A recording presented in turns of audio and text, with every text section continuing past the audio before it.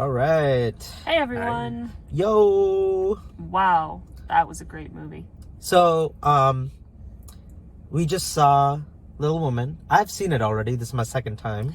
I was gonna go another time, but my friend backed out, and that jerk. But so I'm still glad I got to see out, it. Whoever that was. Yeah. Man, this was great. Yeah, I think it's good to talk about this movie. We're gonna do a spoiler review. There is a non-spoiler review that I did with my wife. Just kind of talking about why we liked the movie, what it was about, what we felt about it.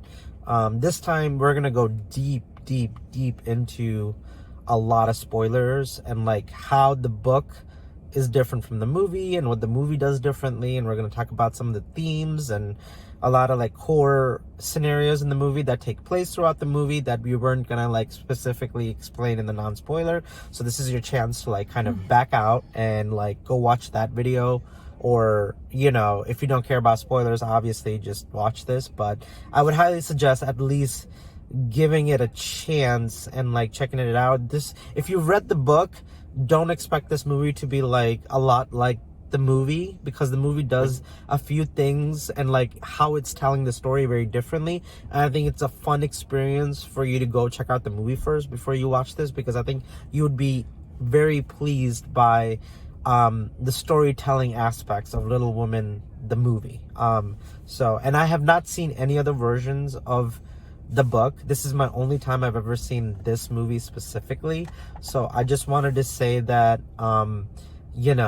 this is my only as a non-book reader experience of this movie. So yeah, I haven't read the book either. Right. The book always bored me to tears when I was little. So you never finished it, or you tried to read it? I started it so many times, and I would get through one page and I would just be already so bored. Oh, okay.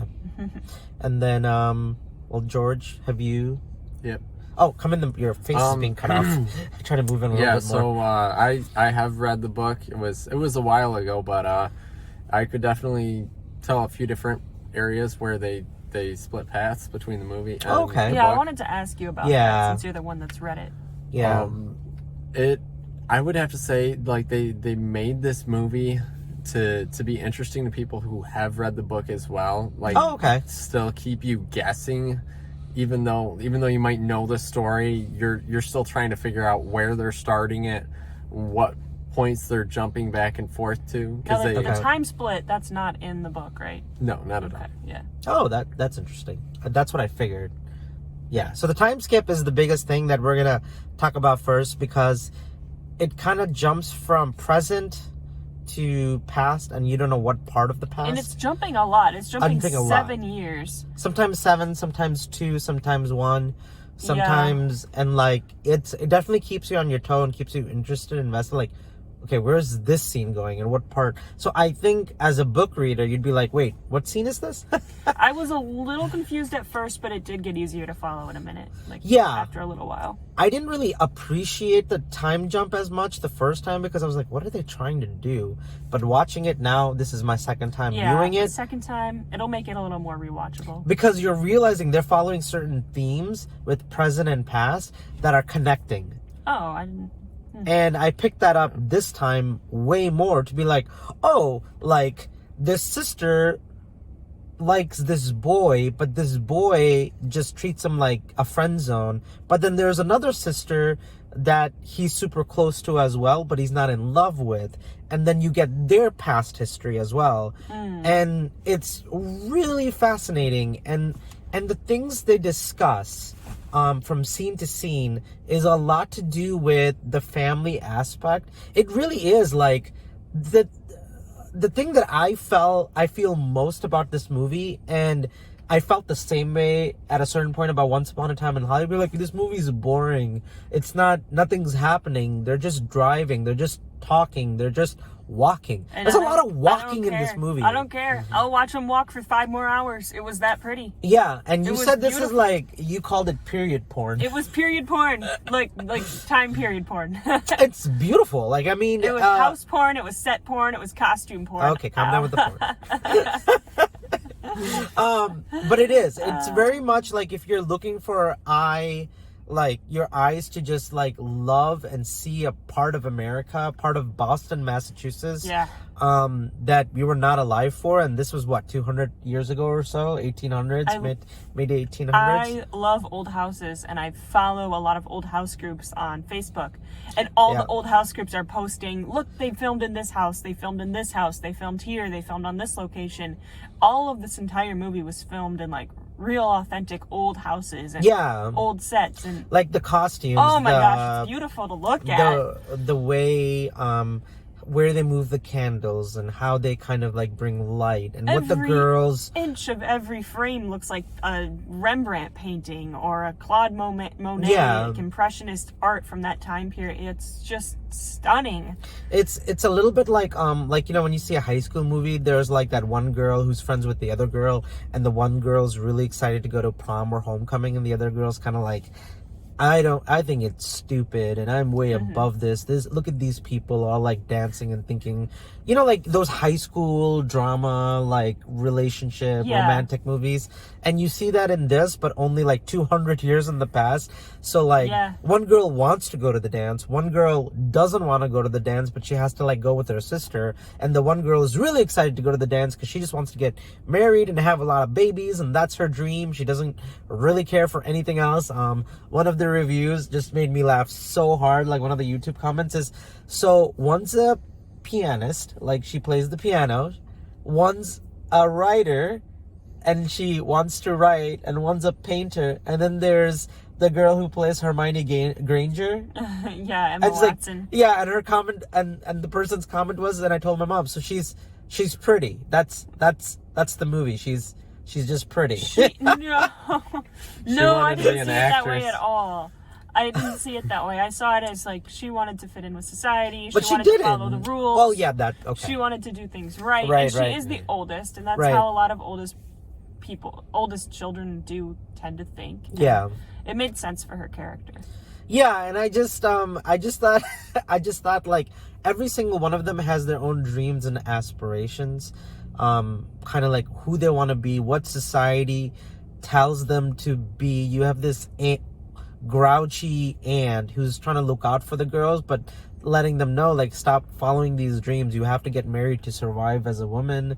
And she's not wrong. She's not wrong but she is. But she's not wrong for that time period. Yeah, and I love, you actually missed, were you there when the painter was talking to the boy about, like, I want to be a painter, but since I'm not, like, a great painter, I will never be known, because if I had the same talents as a man in today's society, or in that time period society, I could achieve something, but because I'm a woman, I will never be recognized by society as a painter, you know. No, and I thought, don't think I saw that part. It was the one where he was in the room while he was painting, like the boy that just kind of hangs out with them, Timothy Laurie. Yeah.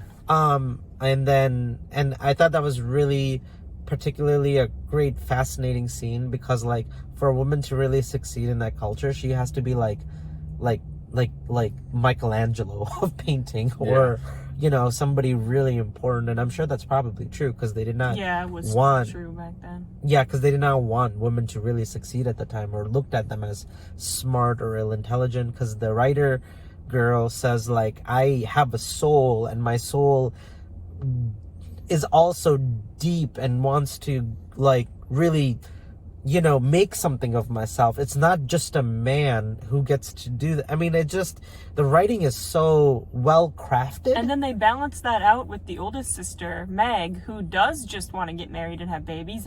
And that's okay too. And she says, like, just because my dreams are different than yours, just because I want a house and a husband and kids, doesn't make me less important. Yeah. And it's kind of like, you know, and I'm sure the reason the other sister is saying, like, well, don't get married, we can go do this or whatever, I think she's just saying it because, like, it's so shoved down their, like, throats, I'm sure. You have to get married. That they're seeing it as a mechanical, like, this is what society just expects of you. It's an economical proposition. Yeah, exactly. Yeah. And I think, what's the boy's name? George? Laurie keeps saying, like, when he finally asked Joe to marry her on the, you know, like the plains of, like, the top of the mountains of, and wherever they are in Massachusetts, she's just like, oh, I'm not meant to be married, but she is meant to be married because she is lonely. She does want a companionship. She still wants a friend, but by the time she decides, like, oh wait, no, I do want marriage, not because economic reasons, but because of just a relationship. You should see a marriage as an opportunity to love someone and grow in a deeper meaning relationship. But she realizes it's a little too late to figure out, like, what I've been taught by my society or by my culture is just economic succession. Mm-hmm. And then she's learning, but there's a emotional love aspect to it as well that they're not talking about, which I thought you don't really hear that, because that's all we talk about in today's society is like marriage, romance. Yeah, who cares if we don't have any money? We don't need money, honey. It's the complete opposite now. Right. What it used to be. Now Well, it's just, who cares? Don't marry him for his money. Who cares if he's got money? You guys will make it together. Yeah. Which is good, because like girls should be allowed to work as much as guys and be able to provide themselves. They shouldn't need to be like, oh, you better provide for me, or like I'm gonna die somewhere, or whatever that happened back in the day, and the aunt even was like, it's like, well, you're not married, and the aunt goes, well, that's because I'm rich. that was one of the best lines. This movie was really funny. I was Oh my gosh, how funny it was. Yeah, and me and George were just dying at one scene. The author publisher or whatever, where he's like sitting in his house with his wife, and it's like, I was like, you never asked about how my mom's doing. Well, I assumed your mom's alive still. And it's like, well, I asked about your mom. And he's like, well, I don't know why. I have no idea why. Like, the dialogue is really snappy. Yeah. And every single girl is just phenomenal actress. Like, they all 10 out of 10. Killed it. Absolutely 10 out of 10. Except for the girl who's dying, but I don't think that's her fault. She was great. I thought she was great. She was great, but she's not like standout. She's not a standout, because the majority of her scenes take place while she's just but kind she of doesn't sick. have much to do. Right. So I don't think it's her fault. The makeup on her, though, oh my gosh, she looked so sick. Well, yeah. They had her lips all washed out and no blood in her face. It was, what was it called? Scarlet fever? Makeup. She had scarlet fever. Yeah, which is strep throat.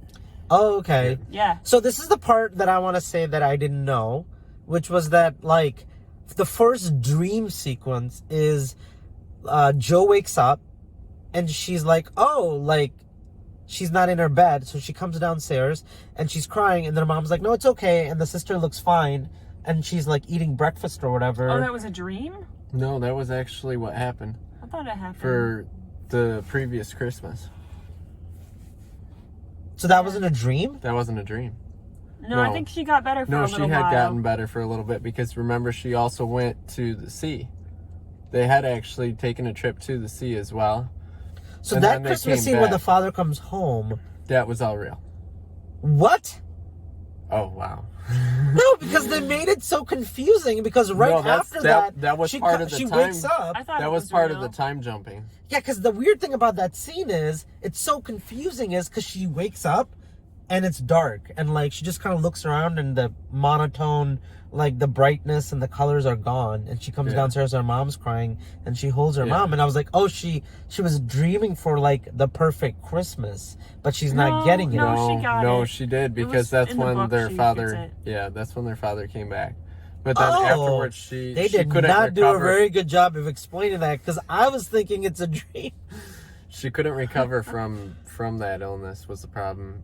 She couldn't recover fully from it, and so because of that, her health just kept deteriorating over time. And then that's when basically, like, at the sea was the last time she really was out.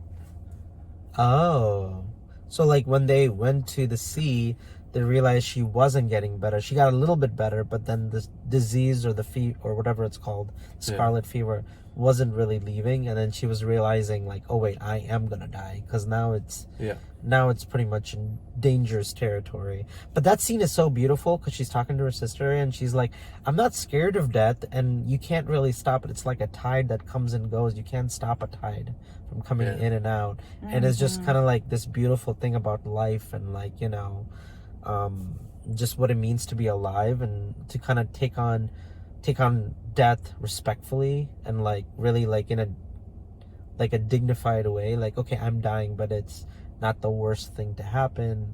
even though it's still really hard to go through, I'm sure, when Yeah. as people die and all that. But I really like the scene between the two sisters who both like the same boy. The one he really wanted to marry was, of course, Joe, but Joe never really what's the word I'm looking for? Reciprocated her true feelings to him, even though you could tell, like, you obviously like him. Like, what's the problem here? Yeah. But she's so like, I'm independent and I'm gonna be a writer. I'm gonna go to New York and write and have these, The good thing was that they didn't actually wind up together in the end, because the problem was is that even as the guy said, they would wind up killing each other. They probably would have.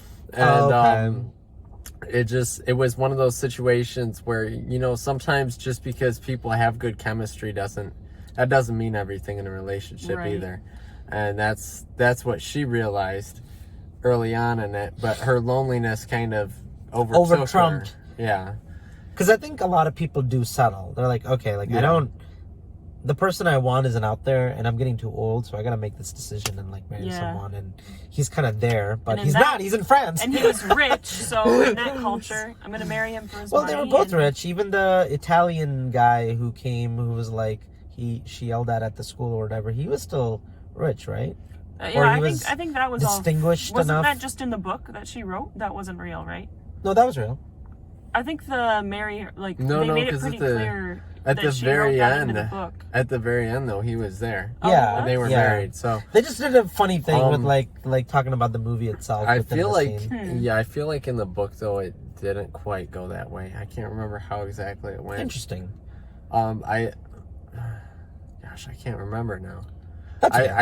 I think I do remember. I always get it confused. Oh my God, with George, the come plot into of- the video. Your face is like, I don't know what's well- happening right now, but the movie's really good. And I can't remember. I was like, George, just put your head out. I always get this one confused with the plot of Pride and Prejudice, which is another one that bored me to tears and I could never get into. But I know the bits and pieces of both. You're killing the George there. stories. Yeah. I never could get into it. I was my favorite stories. I relate to Joe. Like, why do you care? Why do you guys just want to watch women get married? This is so boring. And Yeah, but this is not boring at all. I super related to Joe on that sentiment. Right. But this movie was not boring, like even a little bit. Like, I've had more guys tell it was me, not boring at all. like, guys are loving this movie, and it is Which is not a strange, movie you but would think it is. Neither of you are target audience at all. That's the funny thing. More guys like this movie than girls right now. Statistically, they're saying more men are what did you more guys fascinated like by this about movie. it?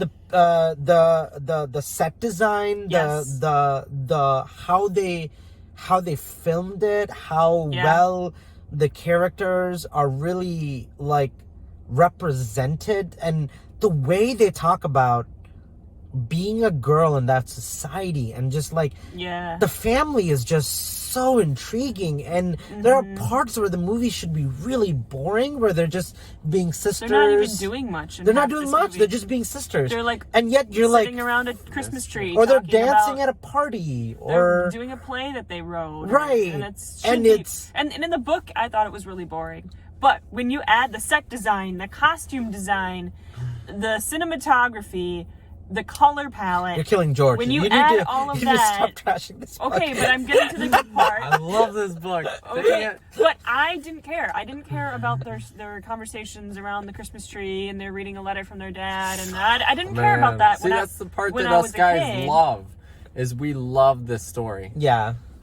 That's interesting because it's always been considered a girl book, and I didn't keep reading it because I was like, this is too girly, and You know I was what a the tomboy. you know what the problem with romantic movies are, and why we don't like them?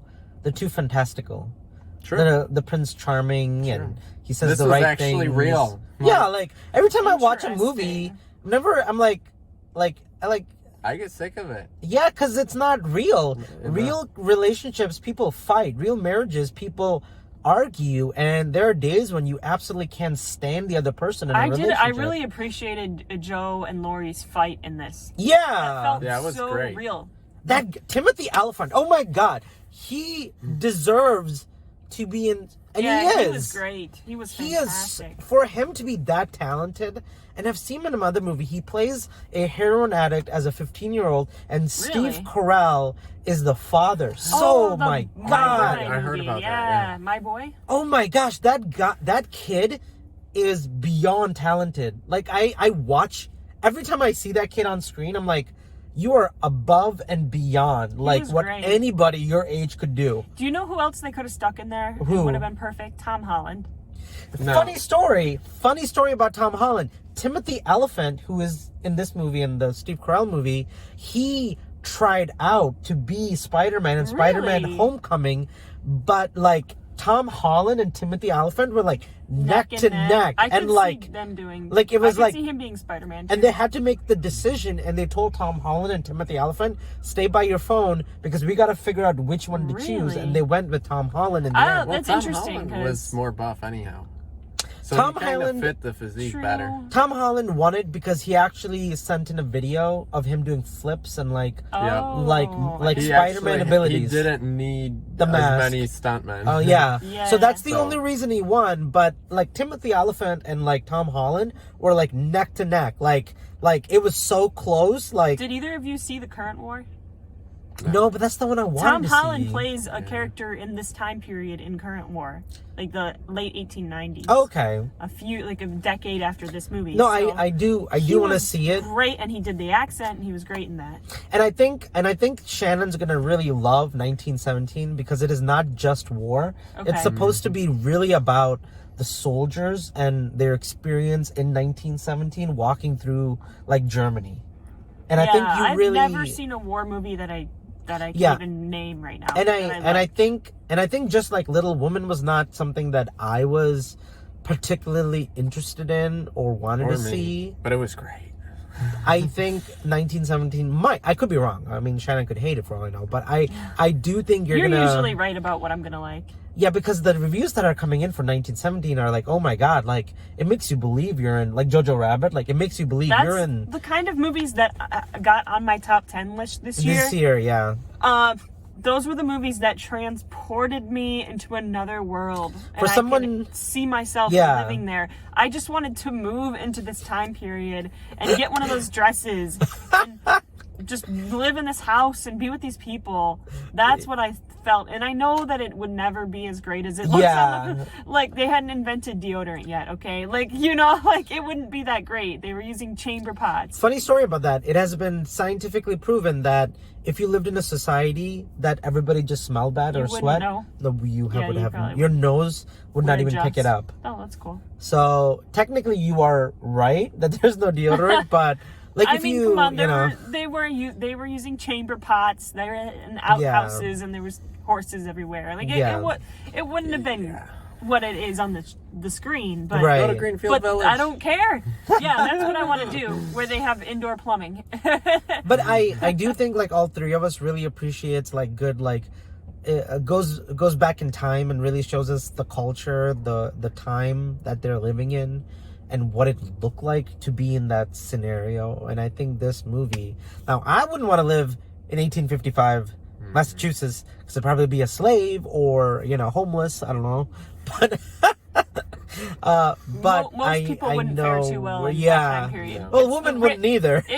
Most people wouldn't. It's the few lucky ones that the stories get written about. Yeah, and this is kind of, in a way, it's still fantasy. Like, even though, yes, the sister has scarlet fever, but there's a lot going on that you probably don't see that you would see in real life, but at the same time, it's the way this movie presents itself. There are moments of like beauty, and I'm sure that culture did take place in a certain way where it did look like that. How much the mom cared about those daughters, and how much those daughters like really looked out for one another in some ways. Sometimes they would fight, sometimes they would quarrel just like any other sibling, but at the same time, like their relationship and their bond felt like, I did not believe for 1 second those girls were not sisters. Yeah, that's true. Like, I 100% was convinced these are real people living in this house who love and hate each other just like every other sibling. And the scene where, spoilers, Amy burns Joe's book, that was like the most real that is such a sister thing I've to ever do. Yeah. seen in my life. I come from a big family, 5 kids. I have several sisters, several brothers. That is like the most sister thing I've ever seen. That's like brothers will we would do the same thing. Brothers will like punch you, yeah, and then they're fine 2 minutes later. Right. Sisters find the thing that's going to kill you in your soul, and they do that. Jeez, I'm afraid to ask, what did Molly and Kelly do to you? No, we're good, but then we're good now. But I'm saying the way that the way you fight with your brothers is like, oh, I'm mad and I'm gonna punch you, and then 2 seconds later it's fine and everything's good. Yeah. With sisters, it lasts 2 weeks, and something you love is gone, and it's in your soul, and you're never gonna talk to you ever again. Right. Sometimes you don't speak for a month, and it's normal. This was very real when it came to sisterhood. Yeah, and I really appreciate it. You went to the bathroom at this scene, so I think you should watch it again. Okay. But it's the I'm part going to where watch this what's the again. boy's name? Lori. Thank you. Oh my gosh, Lori, you've seen it more times than we I've have. seen it twice, but I know. he's not the aspect of the movie that I remember the most, even though he's important. His last name is Lawrence, and they call him Lori for short. Yeah. I thought it was Teddy. Ha! Okay. No. His first name is Theodore. That's why they call him Teddy. Teddy Lori. Okay. Yeah. Anyways, the point, the scene you went away for, and I think you will appreciate it more, because I think there was a very important scene, is when he's talking to the painter sister, and she's like, it's like, hey, you shouldn't marry Fred. And she's like, oh, you cannot. I saw that one, yeah. No, I don't think you were there. There was in the garden scene. Did you see it? Maybe I thought not. you were gone. Okay, explain it. And she says like, no, absolutely not. You cannot say that. You've been in love with Joe, and you have like crushed my love for so long, and you've never appreciated it. So no, I'm not doing that. I'm not saying no to Fred and marrying you when you're in love with Joe. And it kind of really set up that scene really well. Because it goes where he finally, like, after his other sister gets married, he walks up to the mountain hill, whatever it is, on top, and says like, hey, like, are we getting married or not? Because I need to know, and I can't keep waiting, and I've been waiting for so long for you, and I've loved you from the moment I met you, but like, you need to make a final decision here. And it's kind of like that closure of that book, so that Lori can move on and like go to France and go meet up with, what's the painter sister's name? Amy. Yeah. And like, you know, they finally like were able to be like, Amy's like, I heard what happened with Joe, I'm so sorry.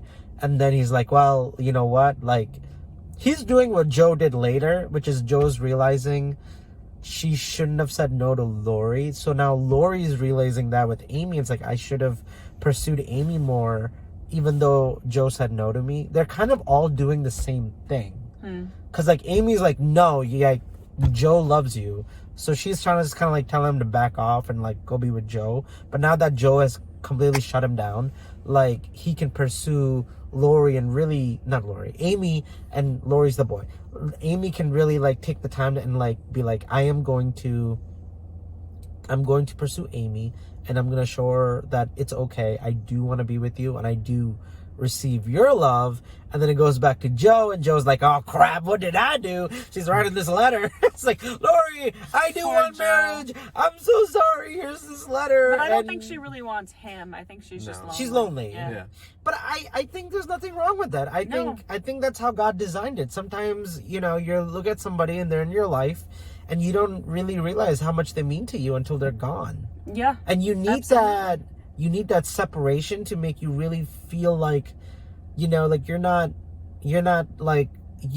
you were so attached to this person, you took them for granted, and now it's kind of too late. I did that with my wife Stephanie when we were dating. We were together for 6 months, and we kind of like took a break, and we both realized like, oh crap, like we do care about each other, and we do want to be together. Like 2 days after that. Oh, like 3 months. This was like July. You we had got like married in a November. real quick. No, we got married for we were dating for 8 months, which is normal for most Christians. If you want to save yourself for marriage, which you should. But like, the reason ours was 8 months is because like we knew we wanted to be together and all that stuff. And you guys were older too, so. And I was 32 and she was turning 28. Like, you can only date for so long after that. Right. It's like, it's now or never. Yeah. So for us, it was still long, and people thought we waited way too long. We should have gotten engaged 6 months ago, and like we were like, no, we're still trying to figure it out. But the point I'm trying to make is like there is a beautiful thing where you take a break and be like, do I really love this person? Do I really want them in my life? Do I really even like really love them? And then when you separate and stop talking for a few weeks for a time being, you realize how much you really care about that person. And I how much... liked when the mom said, do you love him? And she says, I want to be loved. And the mom's like, that's not the same thing. Answer, right? Yeah, whereas Amy and he really had more of a friendship and a connection that was back and forth. Yeah, but I don't think there's nothing wrong with saying I do want to be loved. Of course. It's selfish, and you may not love another human being as much as they love you. Like, for example, there's a lot of people in marriages and relationships like, okay, I like you, I do love you, but the other person's like over the moon in love with them at times, and they're like, I don't love you as much as you love me. But but that's normal. No perfect relationship exists in this world, friendship or otherwise. Like, how many times have you ever had a friend who really appreciated you, but yet you don't see them as your best friend? How many times have you ever been in a relationship where you're dating a girl or boy and they really like you, and you just kind of like them and you appreciate them, but you don't love them as much as they love you? It's normal. This is humanity. Like pretty much everyone that's ever ever existed. No, like literally, like everyone that has ever existed, there is no such thing as perfect love. Well, yeah. In human capacity, that is. Like, sure. You know what I mean? Like I think this movie does a really good job of showing that. I've never seen that on film. I've never really seen somebody love another human being and the other person just like kind of really digs into like, I like you. We are great friends. Yeah, I you're right. appreciate you. I'm trying to think of another example. And I can't. I'm sure there are some dramas somewhere. Well, obviously there is. I'm just saying, have we seen it? Because the girl always gets the guy, and the guy always gets the girl. And the guy, every movie, in every film, and every book. Right. I'm trying to think of another example. This was definitely a very good example of one where it's basically the guy is head over heels for the girl, and right. She just doesn't have those feelings for him. Yeah, who would turn Timothy Oliphant down? Look at that man. He's a very handsome dude. I want his hair. God, every time they put a scarf on his neck with his hairstyle, like all nice curly, hair. I was like, good Lord. Like, did you win the gene lottery? Talented at acting and, like, perfect hair. But a long story short, like, I appreciate that type of, like, back and forth. I know Twilight did it. What are the boys' names? I can't even remember now. Team Jacob or Team Edward. Yeah. But it's so corny and stupid that you don't take it realistically. Well, this is like, are you Team Amy or Team Joe? Speaking of hair, Joe cuts off her hair and Amy goes, "You're one beauty." I was dying. That was so good. I could just like crying in the hallway. Is it father? No, it's my hair. I miss your hair too. I know, yeah. To be fair, if you cut off my hair, I'd probably cry too. I found it really... my hair. I think the most attractive girl out of the four, just as a guy, is Amy. So I was really shocked he liked Joe. Amy? No. The painter. Emma Watson. Are you Team Joe? Emma Watson? Joe's pretty. Emma Watson's is kind of weird because I grew up watching her in Harry Potter, so I don't really... That part is kind of strange. Yeah, so I can't really... You think of her as a kid? Yeah. It doesn't really work for me. But yeah, besides her, I would say Amy. She's pretty, but I can't I feel like Joe was the she wouldn't be prettiest. like Joe. Yeah. No. Really? Not even a little bit. No. Not that she's ugly, and we're not putting down I'm the not actress. exactly the right person Honestly, to ask. I feel like Meg might have been prettier than Joe. Yeah. To be perfectly honest. Meg has a great, like, the actress has a great personality. And if I was... Saoirse Ronan, she's gorgeous. I guess I'm not the target person to ask. Yeah. Your Like, for me, like, it would counts a be... little more. It would be Amy or, like you said, Hermione Granger. If I didn't think of her as a child growing up, there's no way I could like this girl. Or think of her as pretty like that, because I've known her since she was a kid. And I don't... She's still a kid in my head. Yeah, me too. So, I just think the aspect of that, like how he has a very strong bond with both sisters, and it's so natural and beautiful, and it's not And they grew up shoved. together when they were kids, so it's Yeah, it makes like you, a- when you realize he likes both of them, you're like, I totally get that. Because it's so natural. It's not like Kylo Ren kissing Rey at the end for no stupid reason. It's just true. It's actually built on a foundation Usually where it's more like, I get it, you know? Usually the love triangles are with a girl and two guys. Right. I don't usually see love triangles with the guy girls. liking two girls. And I liked what Joe said to her, just to cap off this video, because we've talked enough Little Women to death at this point. I like when he does come home and tell her, like, he married his sister. Joe says, like, I thought you were going to be mad at me. And Joe says, life's too short to be mad at your sister. And I was like... And her mom had been trying to teach her that lesson the whole movie. Oh, yeah, that's Although true. if you burned my book, I'd be so mad. I wouldn't have talked to you for weeks. What if I burned your Disney Frozen cup? I can silent treat a sister better than any of them. What if your sister burned your Disney Frozen DVD? Funny story about my Frozen cup, you guys. I have a new roommate who will never see this video. And he didn't know any better. But he took my Frozen cup. He threw it out. He put it in the dishwasher. Oh, wait, what? It melted. It no longer, the lid no longer fits on it. I kind of ruined my whole week.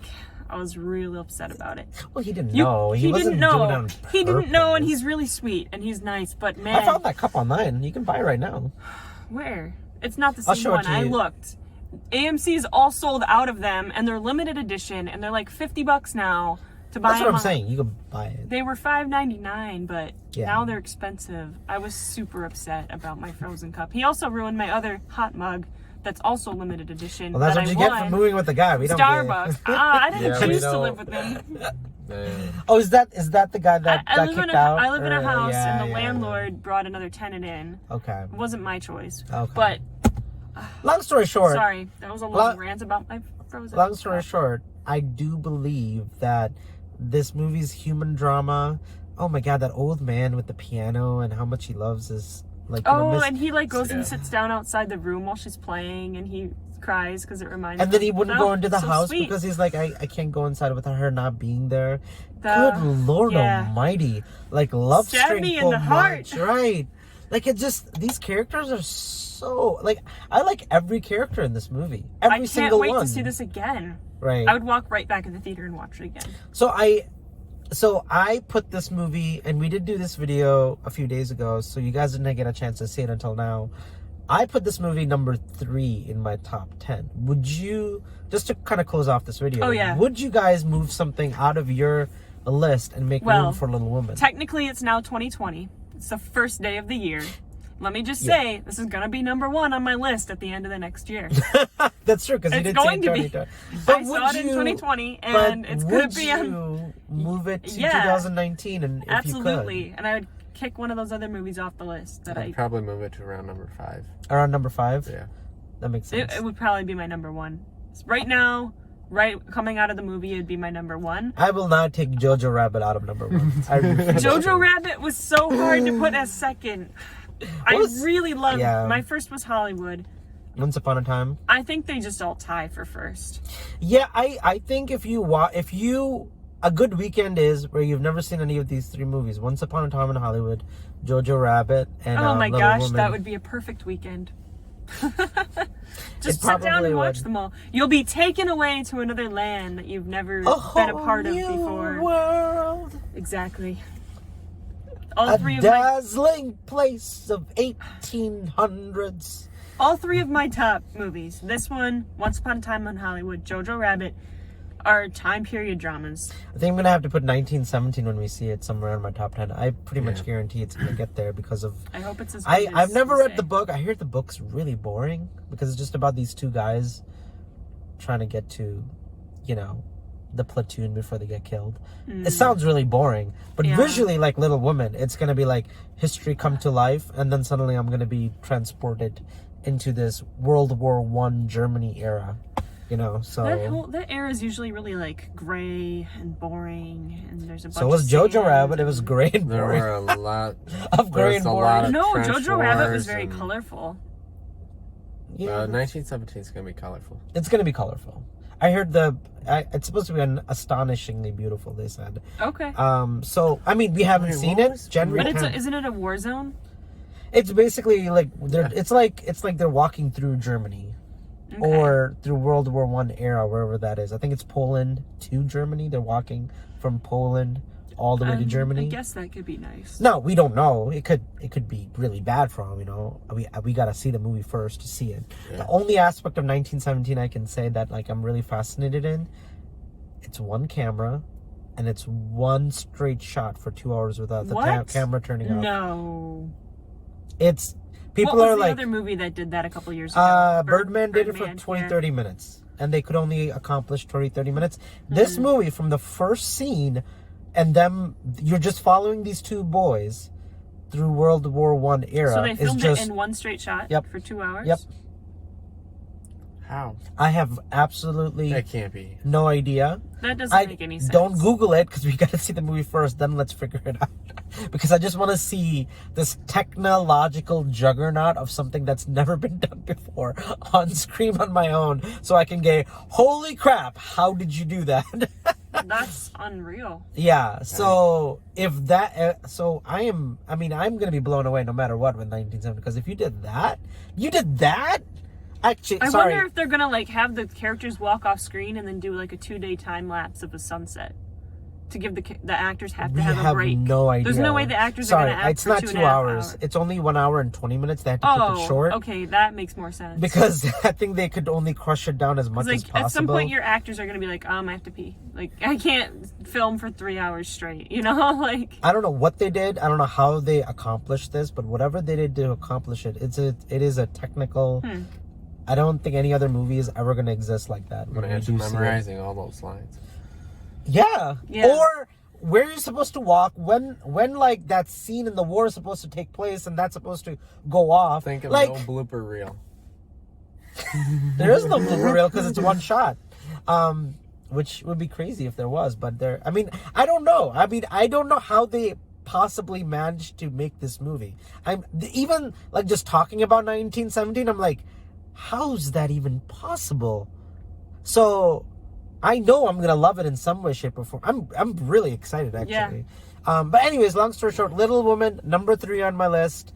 Where would you guys put it if you could go back and make a top 10 2019? 1 for Shannon. 5. 5 for George, and me 3. So we're pretty close. We would say 10 out of 10. Golden popcorn. Go see it right now. Golden. And it would be tied with Jojo Rabbit. Tied. And with it might Hollywood, be. I need to see Hollywood Jojo for number 1.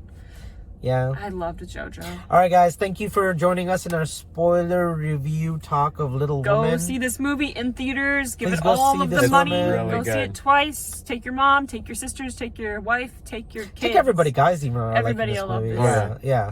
Fit for the whole family. But I do think sisters would have definitely, like a bunch of sisters going together, seeing this movie would definitely, I think it would really. I just texted like everyone I know and told them to watch this movie. If you told Molly to go see a movie with you, would she do it? Maybe. Oh, interesting. Okay, well, thank you for joining us. Look out for our 1917 review. We are now 9 days away. We should probably buy our advance ticket soon, because I know that's gonna sell like hotcakes soon because it's such a big movie. And we also did a review for Uncut Gems and Bombshell, which you can find in the link below. I'll have it up soon, so by the time this video goes up, I'm pretty sure Uncut Gems and Bombshell the video would also be out. And again, like, share, subscribe. No, guys, Patreon. Really, like, tell your friends. Please help support us. We want to hit 1,000 subscribers. I want to get us to early screenings. Yes. I'm so jealous that people who are reviewers have gotten to see 1917 like a month ago. God, I wish it was one of those people. And so keep share button, please. Yeah. It takes 1 second. Right, share it. Right. And we do have an interview coming up with Fandom Wire, our friend Chad, who has been supporting us and letting us post videos on the group page and their site as well. Thank you, Chad, if you're watching this. Thank you. We can't wait to do the interview with you. And yeah, guys, thank you again. Go see Little Women. Like Shannon says, take your sisters, take men, take everybody. You're not going to be disappointed. It is cinematography porn of the visuals to the level I don't know anyone that would be bored in this movie, No. even though it sounds really boring. So, Right. True.